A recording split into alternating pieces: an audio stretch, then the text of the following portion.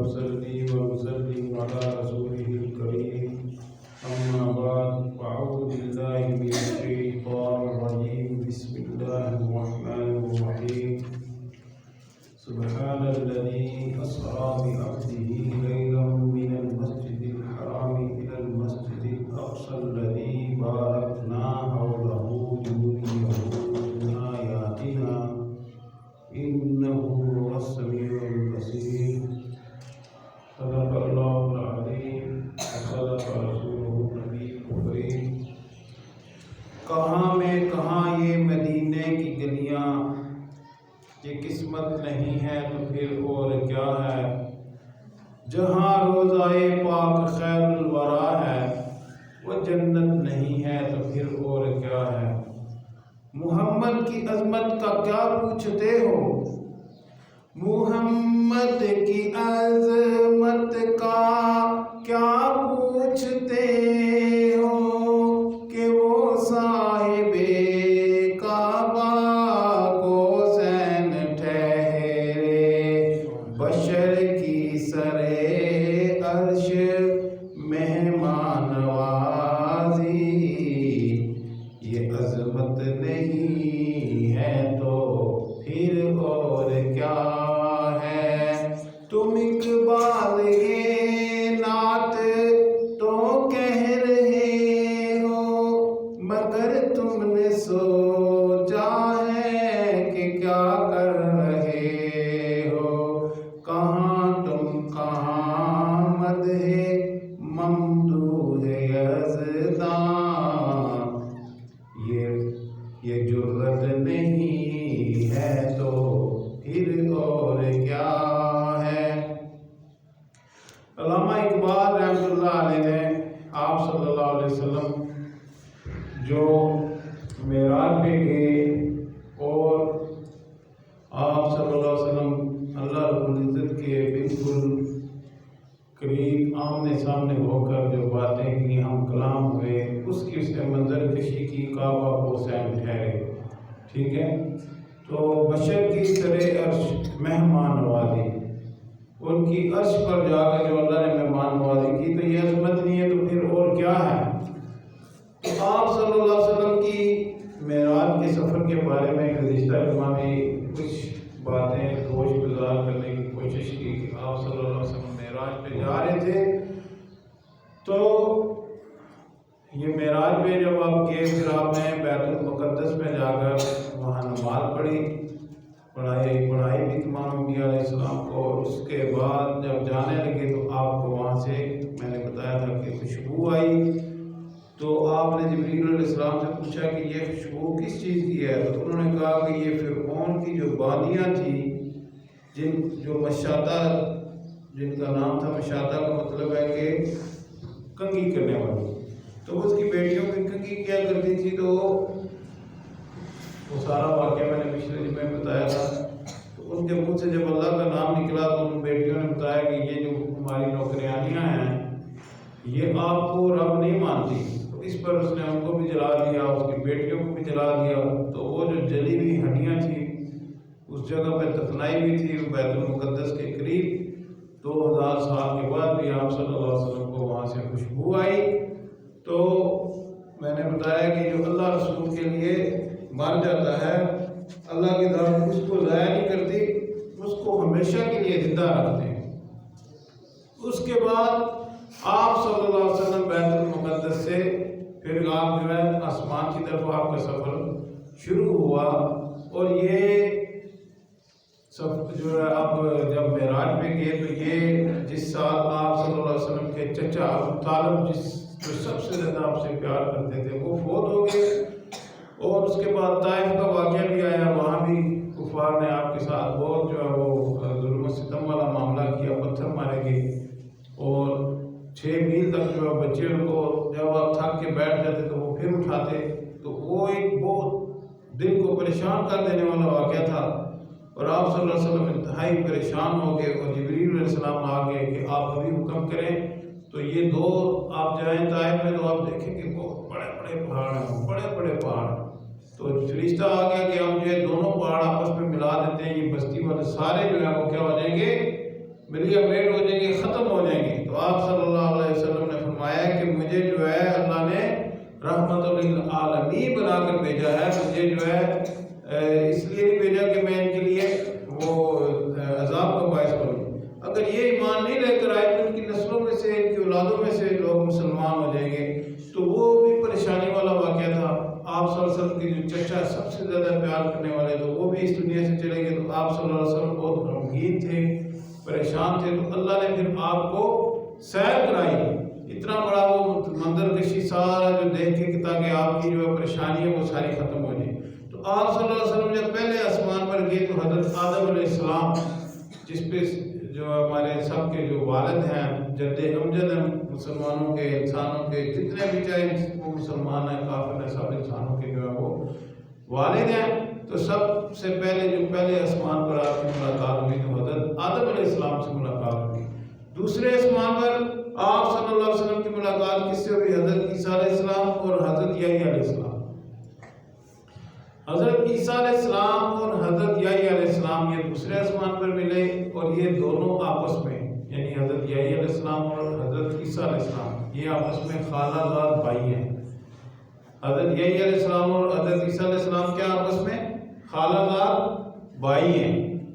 حضرت عیسیٰ علیہ السلام، بچوں ساتھ ساتھ یاد بھی کرو یہ واقعہ، پہلے آسمان پر کس کے ساتھ ملاقات ہوئی؟ حضرت آدم علیہ السلام کے ساتھ۔ کس کے ساتھ ملاقات ہوئی؟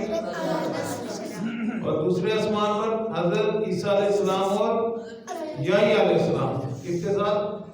حضرت عیسیٰ علیہ السلام اور حضرت یحییٰ علیہ السلام، اور یہ آپس میں دونوں کیا ہیں؟ خالہ زاد بھائی ہیں، ٹھیک ہے؟ ان کی حضرت عیسیٰ علیہ السلام اور حضرت یحییٰ علیہ السلام آپس میں خالہ زاد بھائی ہیں، یعنی دونوں کی والدہ جو ہے والدہ ماجدہ کیا تھی؟ آپس میں بہنیں تھیں۔ تیسرے آسمان پر حضرت یوسف علیہ السلام، وہ آپ صلی اللہ علیہ وسلم کو ملے، جن کو اللہ نے سب سے زیادہ حسین و جمیل بنا کے بھیجا تھا، اور یہ یوسف علیہ السلام جو ہے ان کے نام سے پوری سورت ہے، سورہ یوسف بھی ہے، اور اس میں پوری سورت میں صرف یوسف علیہ السلام کا واقعہ بیان کیا گیا، ان کے ساتھ کیا ہوا، ان کے بھائیوں نے کیا کیا، ان کے والد نے کیا کیا، پھر اللہ نے ان کو جو ہے وہ آزمائشیں بھی آئی اور عزت بھی ان کو بہت ملی۔ یہ تیسرے آسمان پر ملے۔ تو چوتھے آسمان پر کس کے ساتھ ملاقات ہوئی؟ چوتھے آسمان پر حضرت ادریس علیہ السلام۔ حضرت ادریس علیہ السلام جن کے بارے میں مشہور ہے کہ یہ کیا کرتے تھے؟ لکڑی کا کام کیا کرتے تھے۔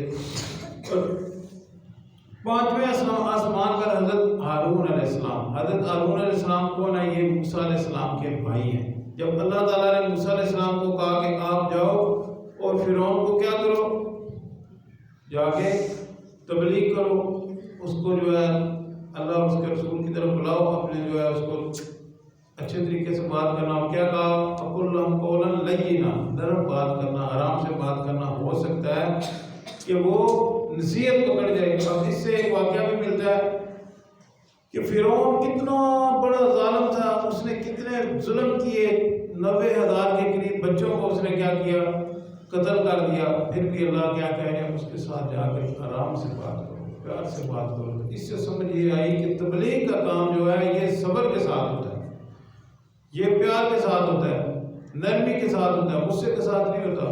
اور یہ جتنی نرمی ہوگی اتنی جو ہے وہ تبلیغ پھیلے گی۔ اور اس کی مثال تبلیغی جماعت والوں نے، ان کو کسی نے پتھر مارے، کسی نے، اب تو پتھروں والا زمانہ گزر گیا ہے، ایک وقت آتا تھا تبلیغی جماعت والوں کے ساتھ بڑے بڑے ظلم و ستم ہوتے تھے، لوگ ان کو مارتے تھے، ان کو کافر، پتہ نہیں کیا، گستاخ رسول، بہت ظلم و ستم ہوتے تھے، لیکن انہوں نے آگے سے کسی کو بدعا نہیں دی۔ اور آج پوری دنیا میں جہاں کوئی انسان کا تصور پہنچتا ہے وہاں بھی جماعت پہنچ گئی ہے، ٹھیک ہے؟ جنگلوں میں بھی، افریقہ کے جنگلوں میں جہاں بندہ ایک دن نہیں رہ سکتا، وہاں پورا سال تبلیغی جماعت والے کام کر رہے ہیں۔ اور پوری دنیا میں کروڑوں کو 15-20 کروڑ کے قریب تبلیغی جماعت والے پھیل چکے ہیں۔ ان کی وجہ کیا ہے؟ کہ ان کی صبر، نرم گفتگو، اور اس کے بعد اس بندے کے لیے دعا کرنا، اس وجہ سے اللہ نے ان کو سب سے زیادہ ترقی دی۔ تو ہارون علیہ السلام جب موسیٰ علیہ السلام جب جانے لگے تو ان کا یا اللہ میری زبان میں لکنت ہے، بات کرتے ہوئے لکنت آ جاتی ہے، تو میرا بھائی ہارون وہ مجھ سے زیادہ، وہ افصح منی، وہ مجھ سے زیادہ فصیح بنی گئے۔ تو دیکھیں یہ اللہ کے رسول ہیں، پیغمبر ہیں، تو بندہ عام بندہ ہوا نا، تو پیغمبر بھی جو ہے وہ بھی چاہ رہے ہیں کہ میرے ساتھ میرے بھائی کو بھی اچھا عہدہ مل جائے، اس کو عزت ملے، تو انہوں نے اپنے بھائی کی سفارش کی ہے۔ تو ہر جگہ بندے کی کوشش ہوتی ہے میرا بھائی، میرا بیٹا، میرا عزیز، میرا رشتہ دار وہ جو ہے وہ سلیکٹ ہو جائے۔ تو پیغمبری سے زیادہ اللہ اور اس کے رسول کے قریب ہونا، اللہ کے قریب ہونا، اس سے بڑا تو ہوتا کوئی نہیں ہوتا۔ تو انہوں نے کہا یا اللہ میرے ساتھ میرے بھائی ہارون کو بھی کر دے، تو اللہ نے کہا ٹھیک ہے اس کو بھی ساتھ دے دو۔ تو ہارون علیہ السلام جو ہے یہ آپ صلی اللہ علیہ وسلم کو کون سے آسمان پہ ملے؟ 5ویں آسمان پہ۔ شاباش، زبردست۔ اس کے بعد 6ٹھے آسمان پر جو ہے وہ حضرت موسیٰ علیہ السلام، جو حضرت ہارون علیہ السلام کے سگے بھائی تھے، ان کی ملاقات ہوئی۔ اور 7ویں آسمان پر حضرت ابراہیم علیہ السلام کی ملاقات ہوئی۔ اور ایک دوسری جگہ واقعہ آتا ہے کہ حضرت آپ صلی اللہ علیہ وسلم جب گئے، جتنے بھی انبیاء تھے وہ سارے ہمارے بھائی آگے جو ہے سارے نبیوں کے سردار آگے، تو اس طرح کر کے مل رہے تھے۔ حضرت ابراہیم علیہ السلام بیت المعمور پہ بیٹھے ہوئے تھے، جہاں پر روزانہ 70,000 فرشتے داخل ہوتے ہیں، اور پھر دوسری مرتبہ ان کا نمبر نہیں آتا۔ وہاں بیٹھے ہوئے تھے ٹیک لگا کر، تو وہ نہیں اٹھے۔ تو انہوں نے پوچھا یہ کون ہو گئی؟ یہ تمہارے والد ہیں، تمہارے جد امجد ہیں۔ تو پھر وہ آپ صلی اللہ علیہ وسلم جو ہے جا کر ان سے ملے۔ تو یہاں سے کیا سبق ملتا ہے؟ چاہے بیٹا نبی ہو جائے، چاہے بادشاہ بن جائے، کچھ ہو جائے، اس کو اپنے والدین کی عزت کرنی چاہیے۔ تو آپ صلی اللہ علیہ وسلم جب معراج پر گئے تو معراج کی رات کی یہ نماز کی جو نماز جیسا عظیم تحفہ ملا، یہ معراج کی رات جو ہے اسی وقت ملا۔ شب معراج پر یہ اللہ نے سارے تحفے دیے، اور جب نماز کا تحفہ ملا تو صحابہ بہت خوش ہوئے۔ یہودیوں نے پوچھا یار آپ لوگ بہت خوش ہیں، آپ کو کیا مل گیا؟ کوئی آپ کو عید مل گیا ہے، کوئی آپ کی یعنی عید والا دن آ گیا ہے، کوئی بہت خوشی کا آپ کو دن ملا ہے؟ تو انہوں نے کہا اس سے بھی بڑھ کے مل گیا، نماز جیسا تحفہ اللہ نے دیا ہے۔ یہ نماز اللہ نے ہمیں ایسی عظیم عبادت دی ہے، وہ اللہ سے ڈائریکٹ مانگ سکیں، اور مسلمانوں کو پتہ ہی نہیں ڈائریکٹ بندہ اللہ سے مانگ سکتا ہے۔ کتنے یہ تو صحابہ کے واقعات ہیں کہ نماز کے اندر میں نے آگے بھی سنایا ہے کہ وہ ایک صحابی آئے گھر پر، تو انہوں نے پوچھا کہ کھانے پکانے کے لیے ہے، ان کا کچھ بھی نہیں ہے، فاقے ہیں، بھوک ہے، ٹھیک ہے۔ تو اس کے بعد وہ مسجد میں گئے، وضو وغیرہ کر کے وہاں پڑھ کے اللہ سے دعا مانگی، گھر میں آئے کچھ ہے کچھ بھی نہیں ہے۔ پھر دوبارہ گئے کہ میرے وضو میں کمی ہو سکتی ہے، میرے مانگنے میں کمی ہو سکتی ہے، لیکن نبی صلی اللہ علیہ وسلم کے فرمان میں کمی نہیں ہو سکتی۔ دوبارہ جا کر انہوں نے پھر نفل پڑھے، پھر دعا مانگی، پھر پوچھا کچھ بھی نہیں، تیسری بار پھر گئے جا کے پھر وضو کیا، پھر نفل پڑھے، پھر دعا مانگی۔ گھر میں آئے تو بیوی نے کہا کہ گھر میں ایک پرانی چکی پڑی ہوئی تھی، وہ خود بخود چلنا شروع ہو گئی، اور جتنے بھی گھر کے اندر برتن تھے وہ سارے کے سارے بھر گئے ہیں۔ اب کدھر آٹا ڈالیں؟ تو انہوں نے کھول کے دیکھا آٹا کہاں سے آ رہا ہے، تو وہ دیکھا اس میں دو بالکل جو ختم ہو جاتے ہیں، جن کو کھائے ہوئے دانے ہوتے ہیں، جن کے اندر چھلکے ہی ہوتا ہے، وہ پڑے ہوئے تھے، اور کچھ بھی نہیں تھا۔ تو آپ صلی اللہ علیہ وسلم کو جا کے انہوں نے قصہ بتایا، آپ نے فرمایا کہ اگر میرے پیارے صحابی اگر تم اس کو اٹھاتا نہ، اس کو کھولتا نہ، تو یہ قیامت تک اسے آٹا نکلتا ہے۔ اب یہاں سے ایک مسئلہ بھی نکلتا ہے، اکثر ہمارے بزرگ پرانے جو ہے اسی طرح تبلیغی جماعت میں وہ بھی کہتے ہیں کہ جو سالن والا برتن ہے کچھ اس کو اٹھاؤ نا، برکت اڑ جائے گی۔ تو اس سے یہ ہے کہ بندہ جو ہے دیکھتا ہے یہ کہاں سے آ رہا ہے، کیا سسٹم ہے، جدھر سے بھی آ رہا ہے اللہ کے خزانے سے آ رہا ہے، یہ نہیں چیک کرو۔ جب یہ چیک کرو گے تو پھر وہ برکت ختم ہو جائے گی، گنتی کرو گے برکت ختم ہو جائے گی۔ یہ صحابہ کو جب نماز اور عمل ملا تو انہوں نے ایسے کر کے عبادت کر کے اپنے اللہ کو منایا۔ وہ تو صحابہ تھے، قاری محبوب صاحب جو ہے اس وقت تھے، یہ پرانی مسجد تھی ہماری، تو جامعہ کے اندر راشن ختم ہو گیا، تو میں نے کہا یار دعا مانگو اللہ سے۔ تو وہ ایک دن بھی سورۃ یاسین پڑھ کے، آج بھی میں نے قاری صاحب کو کہا، قاری ولی صاحب کو یار کوئی بچوں سے وظیفے کراؤ، پھر راشن ماشن ختم ہے۔ تو دوسرے تیسرے دن پوری گاڑی بھری بھی آئی، اس میں 100 کے قریب آٹے کے تھیلے تھے، 4 ٹین تھے، ایک چینی کی گولی تھی، مجھے اچھی طرح یاد ہے، یعنی 4 چیزیں تھیں، ایک آٹا تھا، گھی تھا، چینی تھی، اور چوتھی چیز کیا تھی وہ مجھے بہن میں نہیں آئی، شاید کوئی کریانے کا سامان تھا، تو وہ پوری گاڑی بھری ہوئی آ گئی، تو ہم تو کچھ بھی نہیں ہیں۔ تو اللہ کی ذات جو ہے یہ نماز کے اندر انسان جو ہے وہ ڈائریکٹ اللہ کے ساتھ باتیں کر رہا ہوتا ہے، لیکن ہمیں اس کا پتہ نہیں ہے، کیونکہ نعمت بندے کو ہمیں ویسے مفت میں مل گئی ہے، لیکن جس کو محنت کر کے ملتی ہے اس کو اس کی قدر ہوتی ہے۔ تو نماز کا تحفہ ملا، اور نمازیں کتنی ملی؟ 50۔ آپ صلی اللہ علیہ وسلم بڑے خوش آ رہے تھے، یہ واقعہ بھی آپ کو شاید پہلے ہی سنایا ہے۔ تو موسیٰ علیہ السلام راستے میں ملے، ہاں جی، آپ نے بڑے خوشی سے بتایا کہ اتنے بڑا تحفہ ملا، 50 نمازیں ملی ہیں۔ تو موسیٰ علیہ السلام، میں نے پہلے بتایا تھا کہ یہ ایک جو تاجر ہوتا ہے نا، وہ دوسرا بزنس مین اس کو ملتا ہے، تو وہ بزنس مین کو بتاتا ہے کہ یہ والا یہ ہونے والا ہے، یہ ہونے والا ہے، چیز کو بیچ دو، رکھ لو، ریٹ اس کا اوپر ہو جائے گا، نیچے ہو جائے گا۔ تو ان کو بزنس کا کام ہوتا ہے، ان کو اس کا تجربہ ہوتا ہے۔ تو موسیٰ علیہ السلام چونکہ اللہ کے نبی بھی تھے، رسول بھی تھے، تو انہوں نے کہا محمد صلی اللہ علیہ وسلم، میری امت 50 نمازیں ان کو ملی تھی، وہ نہیں پڑھ سکی، 50 نمازیں بہت زیادہ، آپ کام کروائیں اللہ سے۔ آپ صلی اللہ علیہ وسلم گئے، اللہ سے کہا کہ 50 کرنا ہے، کام کر رہے ہیں، تو 5 کام ہوگی، 45 ہوگی۔ موسیٰ علیہ السلام نے کہا نہیں، ابھی بھی زیادہ ہے، اور کام کرواؤ۔ پھر 5 کام کروائی، 40 ہوگی، کہا نہیں ابھی بھی زیادہ ہے، اور کام کرواؤ۔ 35 ہوگی، 35 کا بھی پھر وہ آگے بتایا کہ اب 35 ہوگی۔ موسیٰ علیہ السلام کہتے ہیں ابھی بھی زیادہ ہے، اور کام کرواؤ۔ پھر 5 کام ہوگی، 30 ہوگی۔ موسیٰ علیہ السلام دوبارہ کہتے ہیں کہ یا رسول اللہ صلی اللہ علیہ وسلم، اللہ کے رسول محمد صلی اللہ علیہ وسلم، یہ ابھی بھی زیادہ ہے، آپ کی امت نہیں پڑھ سکے گی، 30 نمازیں زیادہ ہیں۔ 5واں چکر پھر لگایا، پھر 25 ہوگی، تو ابھی بھی زیادہ ہے۔ پھر یہ پھر 20 ہوگی، پھر جو ہے وہ 15، 10، پھر کہا کہ ابھی بھی زیادہ ہے، اور کام کراؤ۔ پھر یہ 5 ہوگی، موسیٰ علیہ السلام کہتے ہیں ابھی بھی زیادہ ہے، 5 بھی زیادہ ہے، اور کام کراؤ۔ تو آپ صلی اللہ علیہ وسلم نے فرمایا کہ اب مجھے جاتے ہوئے شرم آ رہی ہے، حیا آ رہی ہے، اس کا مفہوم میں بیان کروں، بس اس سے زیادہ میں نے کام نہیں کرانا۔ وہ بھٹو تھا نا، ذوالفقار علی بھٹو گزرا، تو وہ مفتی محمود صاحب اس کی حکومت میں بہت زیادہ اعتراضات کرتے تھے، تو وہ کوئی قانون یا کوئی ایسے کر رہے تھے، تو مفتی محمود صاحب 2 گھنٹے یا 3 گھنٹے کے بعد کہتے ہیں کہ میں بھٹو صاحب نماز پڑھو، پھر نماز کے لیے چلے گئے۔ تو اس نے کہا کہ پہلے نمازیں کتنی تھی؟ 50۔ انہوں نے کہا ابھی 50 ہوتی ہے، آپ نمازیں پڑھتے رہتے ہیں، حکومت کرتے رہتے ہیں۔